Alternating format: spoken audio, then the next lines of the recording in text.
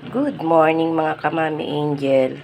Eto po, nagluluto po ako ng ginataang tilapyang isda.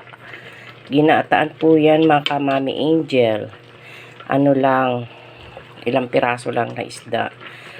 Tapos, nilagyan ko po siya ng siling haba na green. Ayan mga kamami angel. Prinirito ko muna yung tilapia bago ko siya ginataan. Ayan, tapos nilagyan ko ng pechay. Ayan mga kamami angel, sarap ng amoy. Ginataang tilapia. Sarap ng amoy, nangangamoy yung gata niya, tsaka yung sili na haba.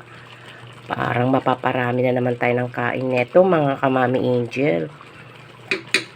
Kayo mga kamami angel, anong niluluto nyo ngayon na lunch? Itong aming lunch ngayon mga kamami angel. Pinirito ko yung tilapia bago ko siya ginataan. Ayan po mga kamami angel. Isda naman tayo ngayon na ginataan. Ayan. Hindi ko na siya kinuhaan yung pagprito ko kamami angel. Kasi lang yun, basic na lang yun yung pagpiprito. Tapos, nung naprito ko na siya, saka ko siya ginataan mga kamami angel. Yan. Malapit na siya. Kasi gusto ko siya makamami angel. Yung maiga-iga yung gata niya. Yung nagmamantika na siya para masarap. Para maninamnam. Ganun ang gusto ko kamami angel. Ayaw ko yung masyadong masabaw. Paggata. Gusto ko yung naiiga-iga yung gata. Yung nagmamantika.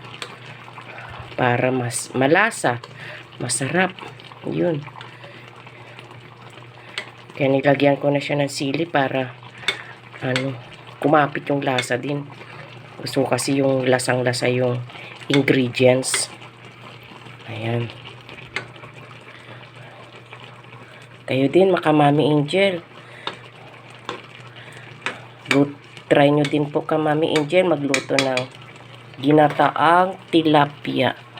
Ayan, please watch and subscribe mga kamami angel. Huwag po kayo magsawa sa panonood ng aking vlog, Angel's Vlog. Huwag po kayo magsasawang manood po. Please like and subscribe. Comment po kayo kung napanood nyo ang aming video. God bless. Bye-bye. Happy eating. God bless you.